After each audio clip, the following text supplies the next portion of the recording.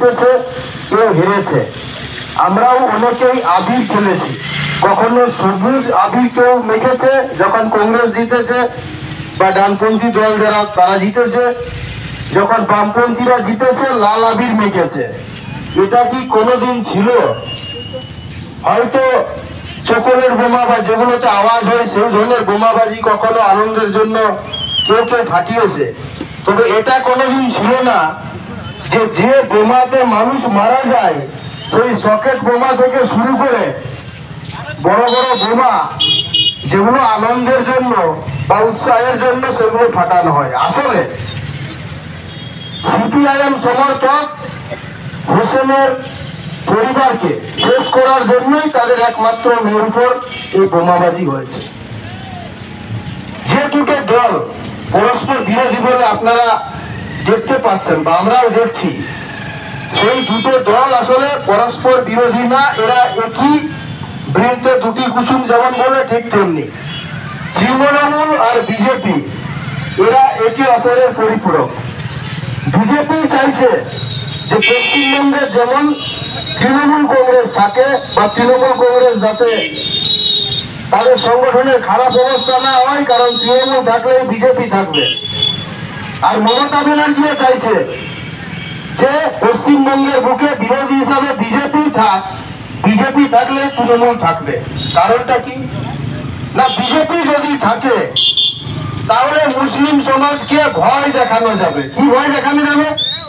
তাহলে দেখো বিজেপি এসে গেল, বিজেপি এসে গেল, বিজেপি যদি এসে যায় তাহলে আমাদের সর্বনাশ হয়ে যাবে। আরে কিসের সর্বনাশ হয়ে যাবে?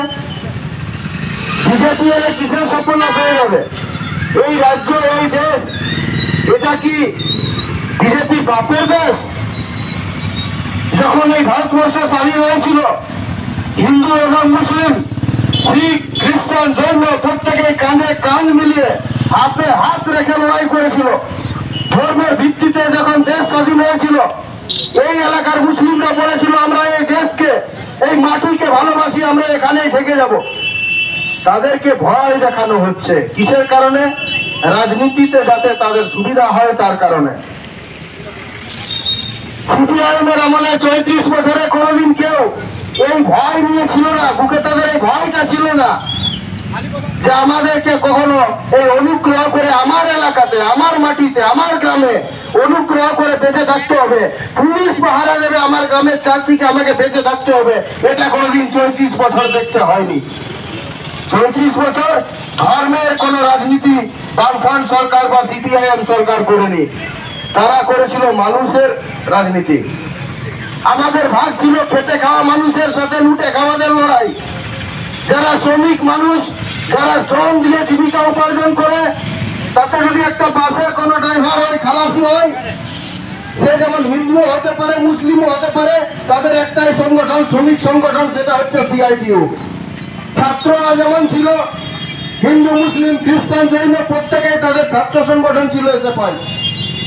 এই সরকার আসার পরে প্রথম থেকে মানুষে মানুষে ভাগ করার একটা চেষ্টা চলছে। আর বিজেপি, ভারতীয় জনতা পার্টির অন্য কোনো ইস্যু নেই, তাদের একটাই ইস্যু, সেটা হচ্ছে ধর্ম। সেই ধর্মটাও সঠিক না, সেই ধর্মটা হচ্ছে বিজেপির চাপিয়ে দেওয়া হিন্দুত্ববাদ।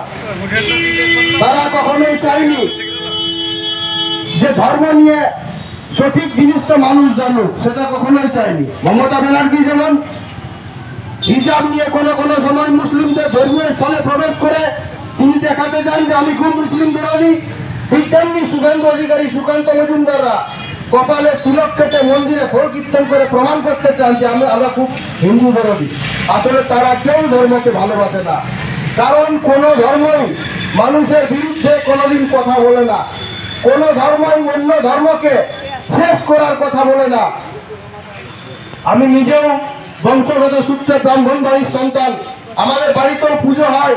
আমার মা যখন সন্ধ্যাবেলায় প্রদীপ দেখায় তখন কোনোদিন বলো না যে কাটারি হুসেন্দি কুটিরির মুসলিমদের যেন ক্ষতি হয়। আর যখন ওই কুটিরি কাটারি হুসেন্দির ধর্মপ্রাণ মুসলমানরা ওই নামাজ পড়ে বা মসজিদে যায়, সেখানে প্রার্থনা জানায়, তখন তারাও প্রার্থনা করে যে হে আল্লাহ দুনিয়ার সবাইকে ভালো রাখো। তারা বলে না কখনো যে হিন্দুরা শেষ হয়ে যাক বলে।